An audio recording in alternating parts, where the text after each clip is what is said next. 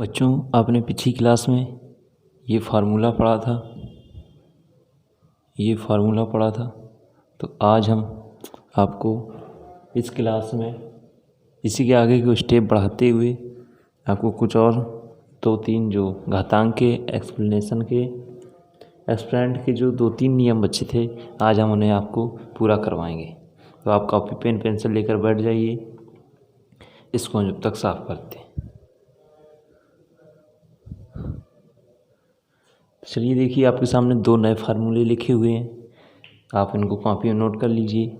इनको हम आपको एग्जाम्पल के माध्यम से समझाएंगे, जो कि आपको जल्द समझ में आएगा। एग्जाम्पल से समझने में आप लोगों को समझने में हैरानी कम परेशानी होगी और हमें भी समझाने में ज़्यादा दिक्कत नहीं होती है। तो आप इन्हें नोट कर लीजिए। चलिए पहले एग्जाम्पल में हम आते हैं। जैसे पहला सवाल लिखा है, इसका हम एग्जाम्पल नोट करते हैं।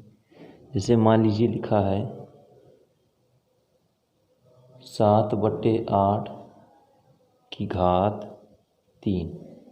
7/8 की घात 3 डिवाइड। भाग का चिन्ह का मतलब होता है बटे, या तो आप भाग का चिन्ह लगा दीजिए या इसके बटे में लिख सकते थे, बात बराबर है। लिखा है a की पावर 3 मतलब 7/8 की पावर 2। देखिए ये जो फार्मूला लिखा है, इस फार्मूले का जो अर्थ है, इसका अर्थ यह है यदि पद के जो आधार हैं, ए का मतलब क्या है आधार समान हो और घातें क्या हो अलग अलग हो, तो ऐसी दशा में क्या करते हैं कि आधार को लिख करके घातों का अंतर करते हैं। घातों का अंतर। देखिए यहाँ पर एग्जाम्पल के तौर पर यहाँ देखिए आधार समान है, जो 7/8 आधार है यहाँ आधार समान है, और जो उसकी घात है यहाँ 3 अलग है यहाँ 2 अलग है। तो घात अलग अलग है लेकिन आधार क्या है समान है। तो ऐसी कंडीशन में जब इस सवाल को सॉल्व करेंगे हम, तो क्या करना पड़ता है, आपके सामने जो फार्मूला है वो लिखा है कि आधार लिखिए, तो हम आधार लिखेंगे। उसके ऊपर क्या करना है घातों का अंतर, तो m-n, तो आप भी क्या करेंगे घातों का अंतर। जब आप इसे सॉल्व करेंगे तो 7/8 की घात कितनी बचेगी, एक बचेगी घात, तो एक घात हम लगाते नहीं, तो इसलिए इसको आंसर क्या होगा 7/8 इसका आंसर होगा। तो आप इस सवाल को नोट कर लीजिए, समझ में आपको आया होगा। सेम उसी तरीके से बस थोड़ा कंडीशन अलग अलग होती हैं। वहाँ गुणा का चिन्ह था तो घातें जुड़ती थी पिछले जो फार्मूला था, लेकिन यहाँ भाग का चिन्ह है तो घातें घटती हैं। तो आप इसे नोट करिए। इसी तरह इस सवाल का एग्जाम्पल हम आपको समझाते हैं। इसके लिए हम एग्जाम्पल नोट करते हैं बच्चों। देखिए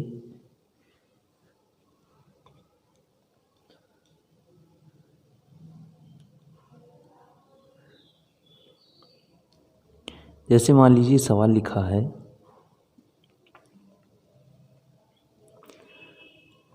8 की पावर 7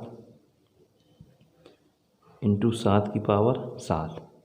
क्या लिखा है बच्चों 8 की पावर 7 इंटू 7 की पावर 7। तो अब सवाल को जब सॉल्व करेंगे तो इसकी जो कंडीशन है कि जो आधार हैं, इसके आधार क्या हों अलग अलग हों, लेकिन जो घात हैं वो क्या होनी चाहिए समान होनी चाहिए। घात समान होनी चाहिए लेकिन आधार क्या है अलग अलग है। तो यहाँ सवाल में आप देख सकते हैं कि जो आधार है यहाँ 8 है और यहाँ 7 है, तो आधार अलग अलग है लेकिन इनकी घात क्या है समान है। जब घात समान है तो इस कंडीशन में आपको कौन सा फार्मूले का यूज करना है इसका। अब आप इसको हल कैसे करेंगे, देखिए ये लिखा a इंटू बी, अर्थात आधार का क्या होना है आधार का गुणनफल करना है।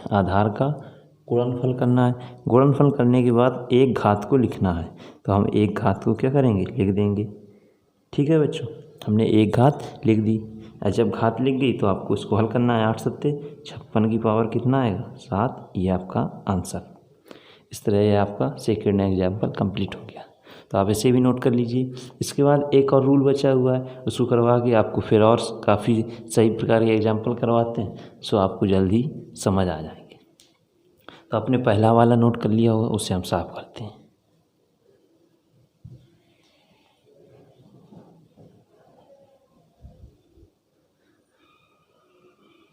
इसके साथ ही हम अगला फार्मूला नोट करते हैं। आप साथ ही साथ हमारे नोट करते चलिए।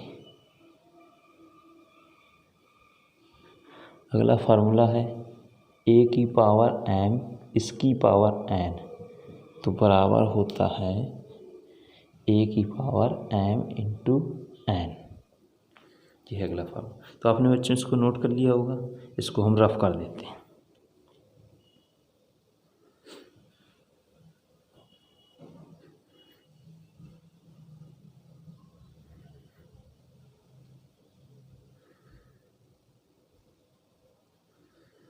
ये सवाल फार्मूला आप नोट कर लीजिए, इसको भी हम एग्जाम्पल के माध्यम से समझाते हैं।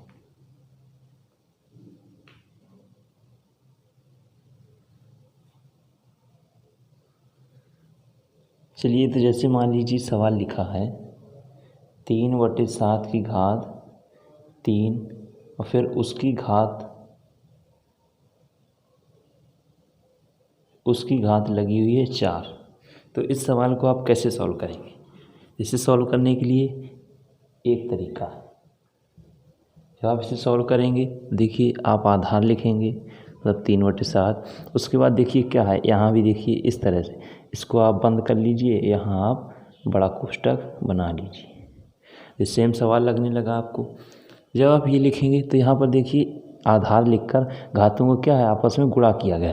तो आप यहाँ पर क्या करेंगे, घातों का आपस में गुणा करेंगे। तो आपने घातों गुणा किया, जब गुणा करेंगे तो इसको हल करके लिखेंगे आप 3/7 की पावर 4 दिया 12। तो ये आपका आंसर हो गया। इस तरह से आपको घातांक के सभी सवाल करने हैं। अब हम आपको घर के लिए आपके लिए कुछ एग्जाम्पल देते हैं, जिन्हें आप सॉल्व करके लाना। 4 प्रकार के एग्जाम्पल और हम आपको एक बार करवा देते हैं, जिससे आपको आसानी से समझने और जो आपकी क्वेरीज हैं, दिक्कत हैं, उन सवालों में ज़रूर सॉल्व हो जाएंगी। आप इसे नोट कर लीजिए।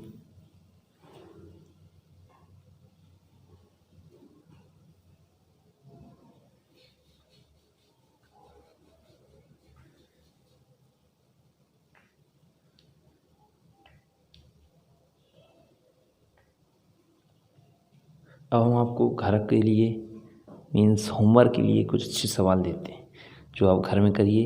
यदि जो सवाल ना आए तो हम आपको एक व्हाट्सएप नंबर दे रहे हैं 8960387189। यदि आपको होमवर्क में जो भी सवाल ना आए तो इस नंबर पर आप व्हाट्सएप मैसेज कर सकते हैं और उसका हल पूछ सकते हैं।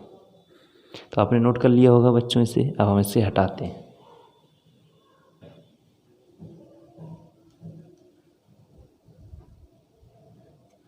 अब आपके लिए हम सवाल नोट करते हैं, आप साथ ही साथ नोट करते चलिए।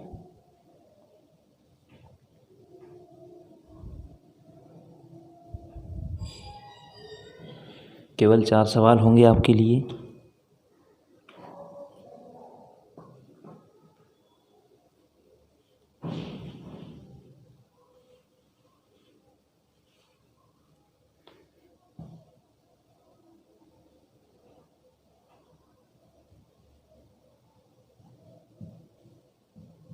एक सवाल,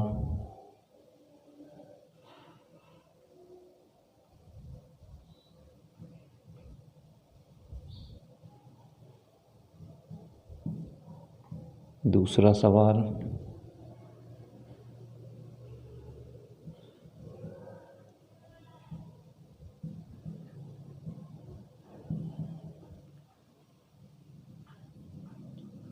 तीसरा सवाल,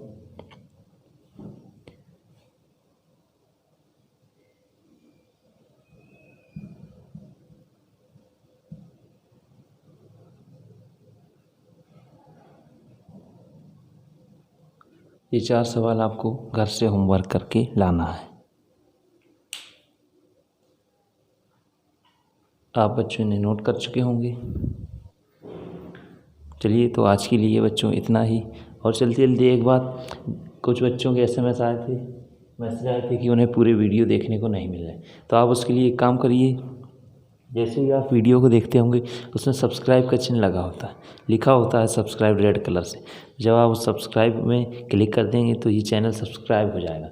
उसके बाद आप अपने मोबाइल स्क्रीन पर जब यूट्यूब खोलते हैं तो सब्सक्रिप्शन का एक ऑप्शन आता है, उस पर आप क्लिक करेंगे तो आपको सारे वीडियो मिल जाएंगे। तो आज के लिए इतना ही बच्चों। नमस्ते, जय हिंद।